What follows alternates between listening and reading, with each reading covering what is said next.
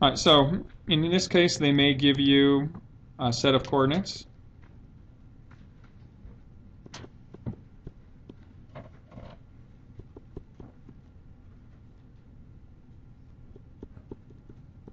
And they may ask you to find the function that represents this model or this graph.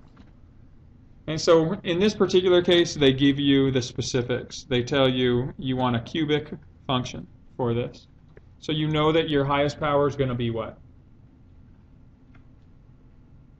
Cubic function is a 3. Remember, and if you were to review, a linear function equals a degree or power of 1. Quadratic is 2. Cubic is 3. And then quartic is 4.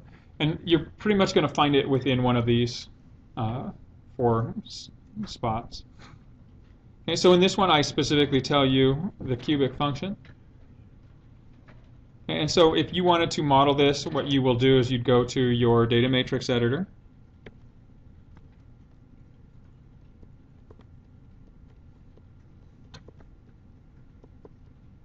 Okay, so that can be accessed using the apps key or the icons at the beginning of when you turn your calculators on. Choose data matrix editor, just work in the current one. If you want to clear your spreadsheet or your cells, just hit F1, number 8 will clear that editor, confirm it. And so now you can just start plotting your points. And so if you are going to use this, you can enter your coordinates. I would just go through and enter all your x coordinates first and then follow that with all your y's.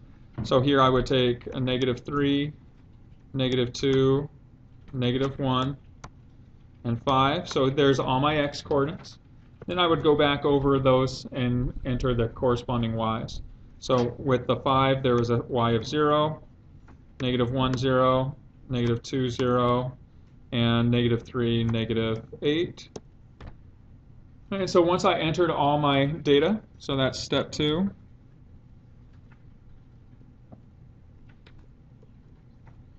What you're then going to do is use the F5 Calculate tab. But now it's going to be, again, a different model. It all depends on which model you're looking for. So the linear model is LINREG, quadratic, so this is number 5. The quadratic model is number 9, quad regression. The cubic model is number 3, cubic regression. And finally, the quartic model is letter A.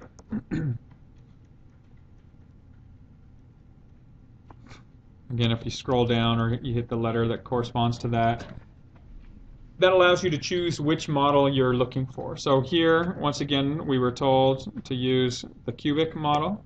So I'll scroll up, select number 3 here, and then just identify the right information, which columns represent x, so C1, which column represents y, C2, hit the y1. I would always recommend that you store these into your equation editors. And then you get your equation. And so the equation for this particular graph is y equals 0.5 x cubed. Again, we had a cubic function, so it's a highest power of 3, minus 1x squared, minus 6.5 x to the first, minus 5. And so you get your overall equation for that. Okay, so that's one way. So there's nothing really new about this other than the fact that we're not doing linear or quadratic regressions necessarily. We might be doing a different power. Again, cubic is a power of 3, quartic is a power of 4.